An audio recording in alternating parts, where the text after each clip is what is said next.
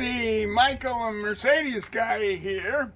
And if you've got taillights that have problems with the bulb holders or conductivity, in other words, you test the female connector, you've got juice, but it's not coming through. I refurbish them. Now, some of them, this looks like vomit. This is early 108. It's pot metal. The later ones are plastic.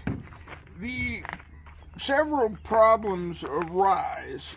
One of the main things is they rivet together the connections and they get corroded in between the metals.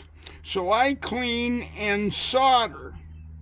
I also clean up the connectors, and I clean and paint it with silver paint to give it some better reflective qualities. And I can fix yours.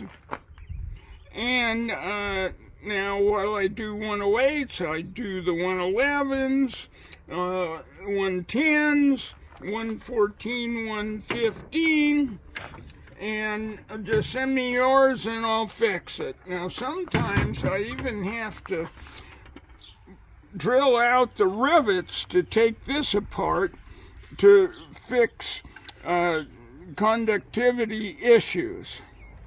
So I can fix yours. Just let me know.